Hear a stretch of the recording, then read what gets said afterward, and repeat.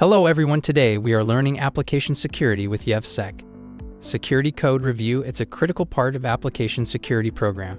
Today we will cover what is security code review, how to build this process, and share some practical tips that allow you to build a modern comprehensive security code review process. Security code review goes beyond merely examining source code to identify and remediate vulnerabilities. When I talk to people who are performing security code review, at best, people mention something about identifying a possible vulnerabilities. Search for overflows. Look at this simple buffer overflow example with strcpy function.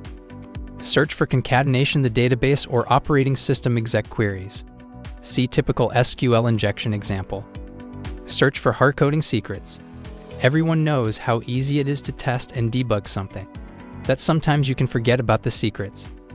Search for the lack of input sanitization. See typical cross-site scripting example. This and many other examples of insecure code examples with short description and fixes you can find in Vuln Planet open source repository. Identifying insecure patterns and logic vulnerabilities, it's definitely the major part of security code review, but it's not enough to build and scale the modern code review process. During building security code review process is more important developed with engineering team the security coding guidelines.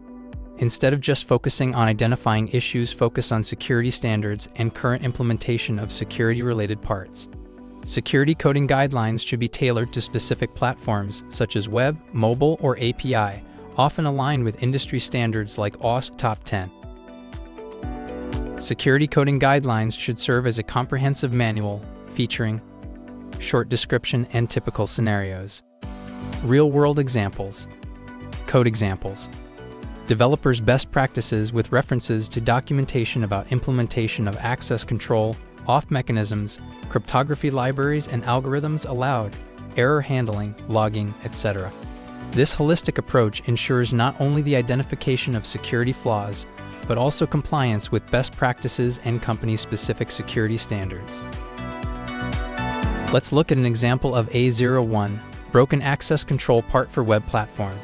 We have a name with short description. What is the broken access control? Next to that we have typical scenarios with categories. Unauthorized access, horizontal privilege escalation and vertical privilege escalation, that also contains a description and some simplest examples. Real-world examples.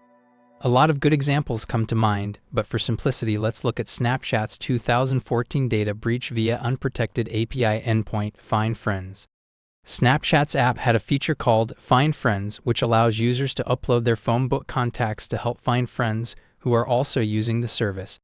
The attackers identified that they could use the Find Friends API endpoint without needing any advanced permissions. They scripted the attack to send bulk requests to this API, matching phone numbers with usernames.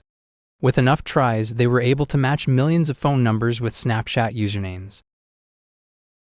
Let's look at this case with a simple Python code example. Any anonymous user can post a list of phone numbers to Find Friends endpoint and get back a list of usernames associated with those numbers. There's also no rate limiting, so the attacker could send many requests in a short period to enumerate all users.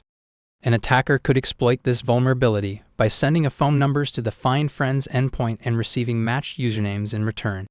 In this example, the attacker sent a simple curl request with a phone number, and the matched username with phone number were returned in the response. To fix the vulnerability, authentication was added to ensure that only authorized users can access the Find Friends endpoint. The rate limit was implemented to restrict the number of requests to 5 per minute per user. These measures enhance both access control and abuse prevention.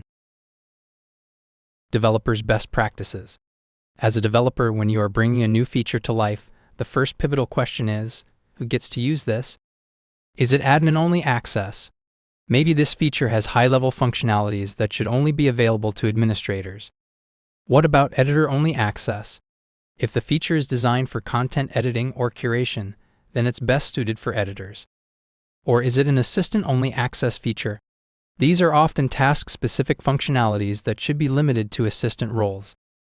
And in some exceptional cases, there might be a universal access feature which is open to everyone. The second crucial step is reading and understanding existing access control implementation that already validated by security team and should be used for new component. Here you can give links to implementations or even show code examples of using functions that performed access control checks. Finally, ensuring permission checks in code. Before any data is accessed or any function is triggered, your code should have explicit checks for these permissions.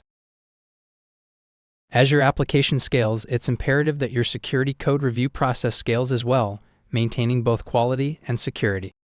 First of all, let's make two levels of security review: basic and advanced.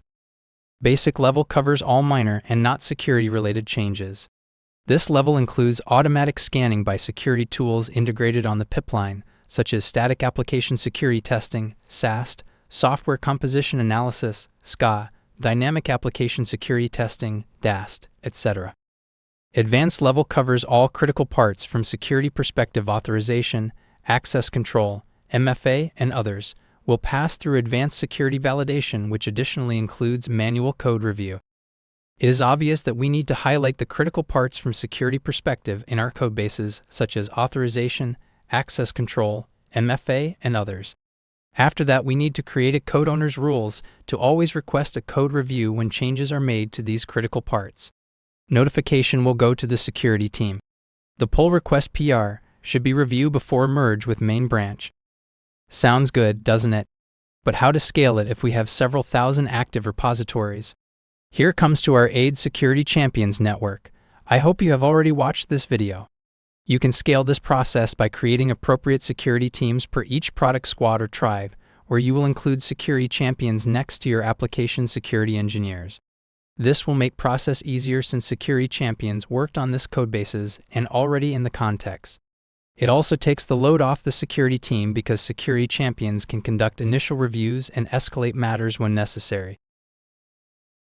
Now, let's address some frequently asked questions. Why security coding guidelines important not only for detecting vulnerabilities? It's also important from remediation recommendations and the expectation that your engineers will follow certain security standards.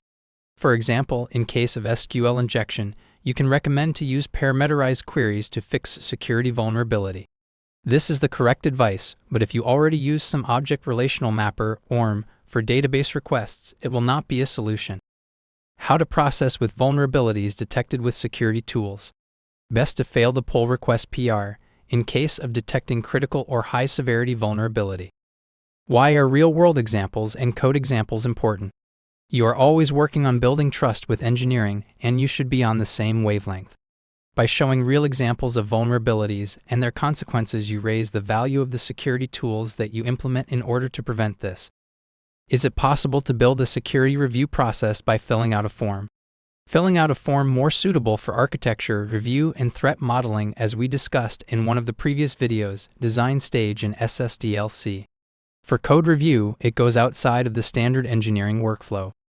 I hope this video gives you a basic understanding of how to build security code review process. Take care and see you in the next videos.